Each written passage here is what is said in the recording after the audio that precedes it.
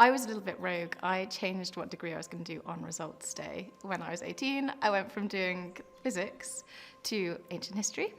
And then I did my undergraduate dissertation on curse tablets and votive offerings and oracles and things like that, so very much Greek religion. So I kind of skipped finishing my MA and went straight into doing my PhD, which is a bit unusual, but worked really well for me, actually. I'm Charlotte, and my PhD is on the conceptions of the dead and the divine in curse tablets. I've been looking at curse tablets from all across the ancient world. These are small texts that are normally inscribed on pieces of lead.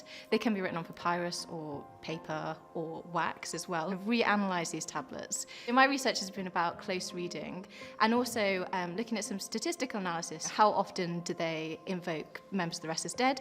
How often do they invoke deities? But then also, where are they deposited? Is it a sanctuary setting? Is it a grave? So I've kind of been looking at that to try and understand, is this kind of a magical act, or is it about a more religious engagement with God? I actually initially just sent an email to the supervisor I wanted and said, "Hello, I'm Charlotte.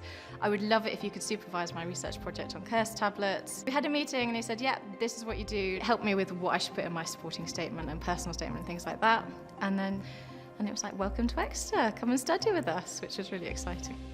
I'm funding my studies by using my savings to pay my fees. So I worked full-time in retail. I saved up, so I'd got that block of money for the fees every year. And then for my living expenses, I've done teaching throughout my PhD. I do a bit of freelance work with charities like Classics for All, so helping get Latin into primary schools. And I work in a shop part-time as well, just 1 or 2 days a week. So I've got that constant income when the teaching is just a term-time income. The support I've received from Exeter has been really good. Within the department itself, my supervisory team has been really generous with their support, not just academically, but also kind of with personal development. So making sure that my public speaking is up to scratch, my teaching's there, how to write grant applications, things like that you kind of have to learn through experience, but initially think, oh my gosh, I don't even know where to start. And then at the university more broadly, the research development team have been really generous with the training they offer. I've been able to apply for grants at university, so that's been really helpful for going to conferences and courses. It's meant I can go to courses in places like Belgium. I've been to conferences all over Europe, so Lithuania and Rome and Greece. So I've been really lucky with the support I've received from the university. My favourite thing about doing my PhD at Exeter has to be the other people I've met also doing PhDs. It's been really interesting. I work on a really niche topic and I don't know anything about Roman literature, but lots of people working on lots of different very niche topics means that I have just learnt so much. And everybody is so passionate about what they're doing and so enthusiastic. It's been really nice to kind of absorb that energy, particularly when you're having a slow day.